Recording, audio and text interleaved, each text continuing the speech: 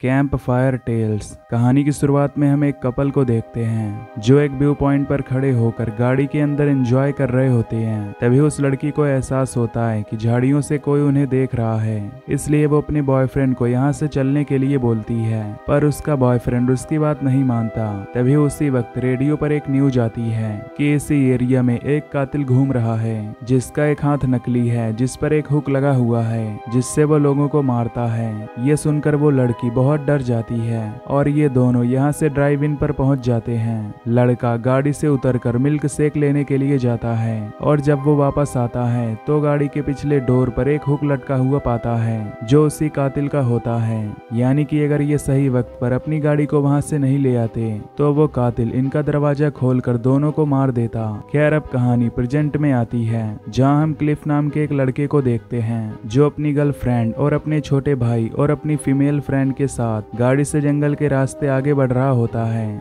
उसने काफी शराब पी रखी होती है, इसलिए वो गाड़ी का एक्सीडेंट कर देता है जिसमें इन चारों की जान तो बच जाती है, पर इनकी गाड़ी अब चलने की कंडीशन में नहीं होती, इसीलिए ये सभी फ्लेयर जलाते हैं। तभी इन्हें एक खंडहर दिखता है। ये चारों उस खंडहर के अंदर जाते हैं जहाँ इन्हें पता चलता है कि कभी ये चर्च हुआ करता था।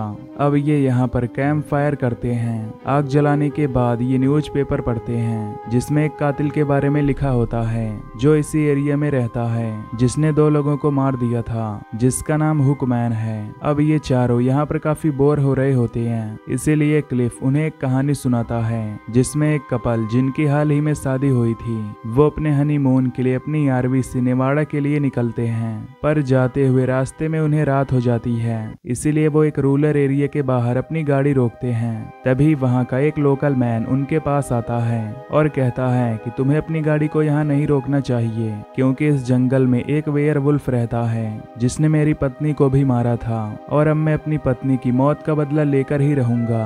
वो उन्हें बताता है कि मैंने तुम्हारी गाड़ी के आसपास उस वेयरवुल्फ के पंजों के निशान देखे हैं, इसलिए अगर तुम्हें किसी भी खतरे का एहसास हो तो अपनी गाड़ी के अंदर ही खुद को बंद कर लेना और सुबह तक बाहर मत निकलना। इस कपल को वेयरवुल्फ से कम बल्कि इस आदमी से ज्यादा डर लग रहा होता है। खैर ये दोनों अपनी गाड़ी लेकर यहाँ से आगे बढ़ जाते हैं और कुछ ही दूरी पर जाकर अपनी गाड़ी रोक देते हैं, जिसके बाद दोनों गाड़ी के पीछे जाकर एंजॉय करने लगते हैं। इस दौरान लड़की के एंकल में स्प्रेन आ जाता है, इसीलिए उसका हस्बैंड तय करता है कि वो पास के गैस स्टेशन पर जाकर कुछ दवा लेकर आएगा। और जब वो गैस स्टेशन की तरफ बढ़ता है तो रास्ते में उसे उसी आदमी की गाड़ी दिखती है, पर वो अपनी गाड़ी के आसपास नहीं होता। जब वो उसकी गाड़ी के पास जाता है तो स्लिप होकर वहीं पर गिर जाता है क्योंकि नीचे खून फैला होता है, जिससे वो समझ जाता है कि उस आदमी को किसी ने मार दिया है। तभी पीछे से वो क्रिएचर उसके गले को जोर से दबाता है जिससे उसका गला चोक हो जाता है, पर वो किसी तरह अपनी जान बचाकर वहां से भागता है। वो अपनी गाड़ी तक पहुंच जाता है और दरवाजे को जोर जोर से नॉक करता है क्योंकि वो बोल नहीं सकता था। इस वजह से उसकी पत्नी को पता नहीं चलता कि बाहर उसी का हस्बैंड है। उसे लगता है कि कोई और आ गया है। तभी आरवी के ऊपर सनरूफ से वो वेयरवुल्फ उसके बाल खींच लेता है, पर वो एक शार्प चीज से उसके ऊपर हमला करती है जिससे वो जख्मी हो जाता है। इसके बाद वो विंडो से अंदर आने की कोशिश करता है, लेकिन लड़की के पास पेपर स्प्रे होता है जो वो उसके ऊपर स्प्रे करती है और गाड़ी के अलार्म को बजा देती है और बेहोश हो जाती है। अगली सुबह जब उसकी आंख खुलती है तो वहाँ पर एक पुलिस वाला आता है। वो उसे गाड़ी से बाहर आने के लिए कहता है और कहता है कि पीछे या ऊपर कहीं मत देखना।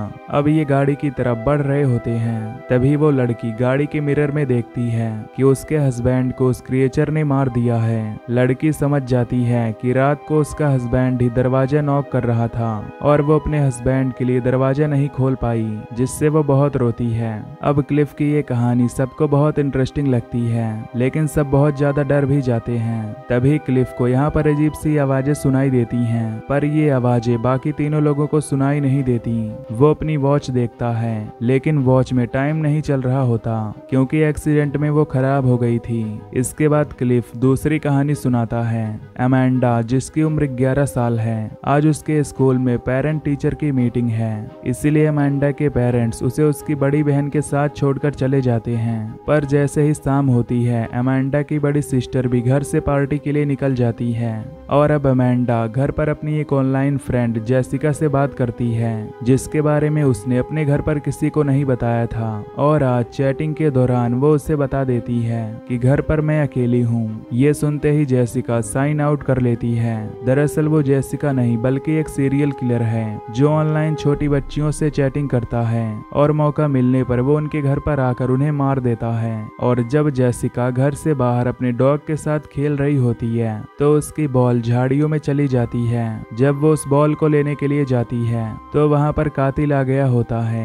वो उसे बालों से पकड़ने वाला होता है कि उसे बॉल मिल जाती है और वो अपने डॉग के साथ घर के अंदर आकर दरवाजे को लॉक कर लेती है। और दरवाजे पर एक छोटा सा डोर भी होता है। तभी वो कातिल दरवाजे को अनलॉक करने की कोशिश करता है पर वो नहीं कर पाता, इसीलिए वो गैराज की विंडो से अंदर आ जाता है। वहीं अमेंडा अपने बेड पर लेट जाती है और उसका डॉग उसके हाथ को चाटता है और कुछ देर बाद वो रूम से निकल जाता है। वो उसे ढूंढने के लिए नीचे गैराज में जाती है जहां पर वो देखती है कि कपड़े के नीचे साइकिल है, जिसे देखकर वो बहुत खुश हो जाती है।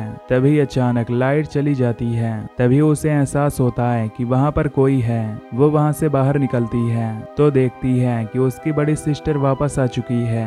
इसके बाद वो अपने कमरे में जाकर बेड के नीचे अपना हाथ डाल देती है और एक बार फिर से डॉग उसके हाथ को चाटने लगता है जो कि उसकी आदत होती है। पर तभी उसकी नजर मिरर पर जाती है जहां पर खून से लिखा होता है पीपल कैन लिक टू। ये देखकर वो डर जाती है और भागकर अपनी बड़ी सिस्टर के साथ अंदर आती है। जब वो बेड के नीचे देखते हैं तो वहां पर उनके डॉग को किसी ने मार दिया था। दरअसल वो कातिल अमेंडा को मारना चाहता था लेकिन उसकी किस्मत अच्छी थी कि उसकी बड़ी सिस्टर आ गई और बेड के नीचे वही उसका हाथ चाट रहा था। और अब क्लिफ उन्हें तीसरी स्टोरी सुनाता है जहां एक लड़का जिसका नाम स्कॉट है उसे मोटरसाइकिल से घूमने का बहुत शौक होता है। और एक दिन जब वो कंट्री साइड में होता है तो उसकी मोटरसाइकिल खराब हो जाती है। तभी उसे एक घर दिखता है और जब वो उस घर के अंदर जाता है तो वहां पर एक लड़की होती है जो बोल नहीं सकती थी। वो उसे लिखकर समझाती है कि मैं यहाँ पर अपने डैड के साथ रहती हूँ। उसके गले में एक सुंदर लॉकेट होता है जिसके स्कॉट बहुत तारीफ करता है। तभी लड़की उसे बाल्टी देती है और कहती है कि पास ही के कुएं से पानी ले आओ। स्कॉट बाहर जाता है और जब वो कुएं के पास पहुंचता है तो वहां पर एक आदमी कुएं के अंदर कुछ फेंक रहा होता है और जैसे ही वो पास जाता है तो वहां पर कोई नहीं होता। दरअसल अंधेरे की वजह से क्या हुआ उसे कुछ समझ नहीं आता। अब वो वापस अंदर आ जाता है जहां वो उस लड़की के पास बैठ जाता है पर तभी उसके पिता आ जाते हैं। स्कॉट अपने कमरे में सोने के लिए आ जाता है पर कुछ ही देर के बाद उसे चीखने चिल्लाने की आवाज आती है और अब वो लड़की उसके कमरे में आती है। स्कॉट बताता है कि मैंने कुएं के पास किसी को देखा था जो कुएं के अंदर कुछ फेंक रहा था। वो लड़की गिलास पर लिखती है घोस्ट। स्कॉट बहुत ज्यादा डर चुका है। वो उस लड़की से कहता है कि तुम ऐसी जगह क्यों रहती हो, तुम मेरे साथ यहाँ से चलो। स्कॉट अपना सामान पैक करता है और नीचे उस लड़की को लेने जाता है तो देखता है कि वहां पर 2 डेड बॉडीज पड़ी हुई हैं जिससे वो डर जाता है। तभी वो बाहर आता है और देखता है कि कुएं के पास उसी लड़की के पिता हैं जो कुएं में कूद जाते हैं। तभी वहां पर वो लड़की भी आ जाती है और स्कॉट को लिखकर समझाती है कि अंदर 2 लोगों का मर्डर हो गया है। स्कॉट इससे पहले कुछ कर पाता उस लड़की के पिता वहां पर आ जाते हैं। स्कॉट को कुछ समझ नहीं आता क्योंकि कुछ ही पलों पहले उसके पिता ने कुएं के अंदर छलांग लगा दी थी। स्कॉट कुल्हाड़ी से उनके पैर पर हमला करके उन्हें जख्मी करके लड़की को वहां से लेकर निकल जाता है। और जब ये दोनों जा रहे होते हैं तभी स्कॉट देखता है कि उस लड़की का पिता एक बार फिर से घर के अंदर जा रहा है। बहुत दूर निकलने के बाद ये एक पेड़ के नीचे बैठ जाते हैं। लड़की उसके गोद में सर रखकर सो रही होती है। स्कॉट उसके गले के खूबसूरत लॉकेट को देखता है और जब वो उस लॉकेट को खोलता है तो वो देखता है कि लॉकेट के अंदर उस लड़की के साथ उसी की फोटो है। उसने पुराने जमाने के कपड़े पहन रखे थे। उसे कुछ समझ नहीं आता और तभी लड़की की नींद खुल जाती है। वो उसके सामने बैठी होती है और अचानक से उसका सर नीचे गिर जाता है। दरअसल स्कॉट का ये दूसरा जन्म है। पहले जन्म में वो इसी लड़की का प्रेमी था।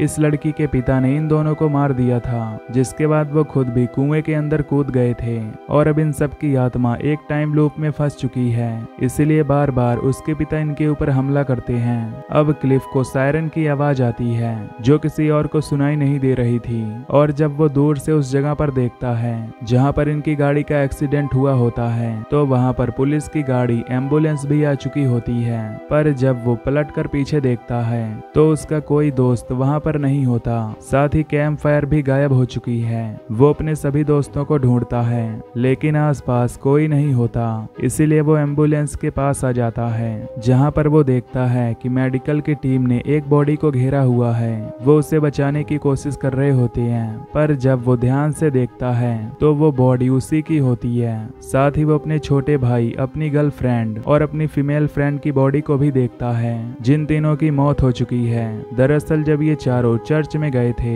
तब इनकी बॉडी में जान बाकी थी, इसीलिए उनकी आत्माएं आस पास ही थीं। पर अब 3 लोग मारे जा चुके हैं, इसीलिए वो इस दुनिया से जा चुके हैं और अब क्लिफ की बॉडी को रिवाइव करने की कोशिश की जा रही है।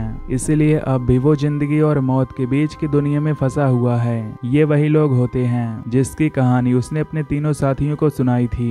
दरअसल इसी आरवी से इनकी कार का एक्सीडेंट हुआ था और मेडिकल टीम का लड़का और लड़की दोनों हार मान चुके हैं क्योंकि क्लिफ की मौत हो चुकी है। इसके बाद क्लिफ एक बार फिर से अपने छोटे भाई को, अपनी फीमेल फ्रेंड को और अपनी गर्लफ्रेंड को देखता है। वो कहता है कि मुझे माफ कर दो, मेरी वजह से हम सबकी मौत हो गई। अगर मैं ड्रंक नहीं होता तो हमारा एक्सीडेंट कभी नहीं होता। उसकी गर्लफ्रेंड उसे कंसोल करने के लिए उसके हार्ट पर हाथ रखती है और अब हमें उनकी गाड़ी को दिखाया जाता है जिस गाड़ी से इन चारों का एक्सीडेंट हुआ था। इनकी कार की फ्रंट विंडो से वही हुक निकलता है जो हमने शुरुआत में उस कपल की गाड़ी के पिछले डोर पर देखा था। तो दोस्तों, अगर आपको ये वीडियो पसंद आई हो तो वीडियो को लाइक और चैनल को सब्सक्राइब करना मत भूलना। Till then take care, love you, bye bye.